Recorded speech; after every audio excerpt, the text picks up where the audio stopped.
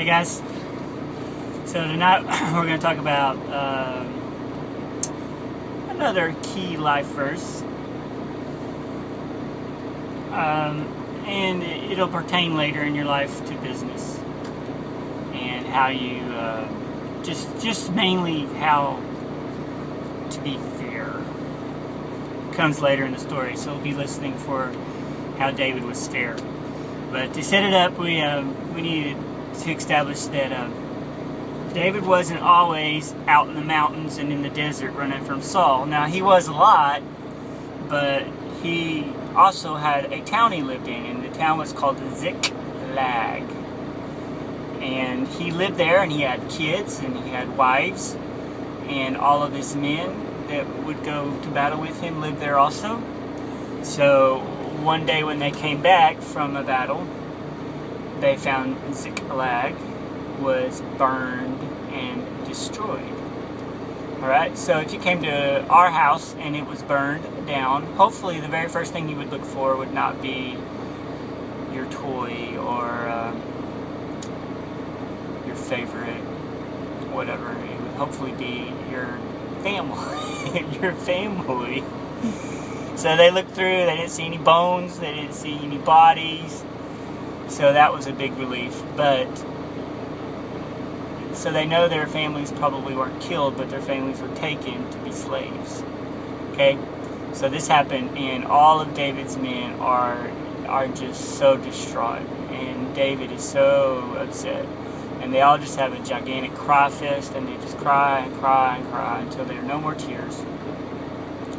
And then David's men start to just start getting angry, and they all decide, maybe we should just stone David. This is probably his fault. He always has us out fighting, and now look what's happened. So before all that happened, before they killed David, David's just so upset. He asked the priest. He says, "Bring the ephod."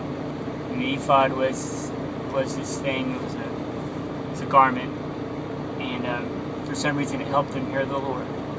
So David asked the Lord a couple of questions, and he said, "Shall I pursue the raiding party? Will I overtake them?" So the Lord's answers what was it like? Was it?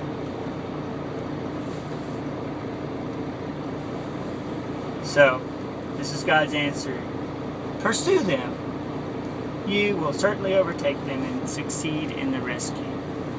So that was actually pretty wordy for the Lord. He's usually kind of short, but pursue them, you will succeed. So David goes with his men. They take 600 men, and halfway there, 200 of the guys are just so exhausted. They're like, we can't go any further. So he leaves 200 of the guys with the supplies, and 400 keep going. They find this Egyptian man out in the field, and he hadn't had anything to eat or to drink, and he's about to die. So they give him some water, and they feed him.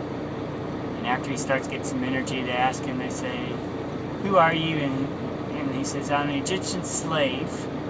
And my master, when I got real sick, he just left me in the field and just left me." And they were raiding all these different cities and taking everything and burning everything. And we just got through raiding and burning and taking all the families from Ziklag. So David's like, if you will show me, I need you to show me where the raiding party, they were called raiding parties, they would just go and kill everybody. Well, not always kill, just take everything and burn the city. So take the people and all their stuff and then burn the city. And David says,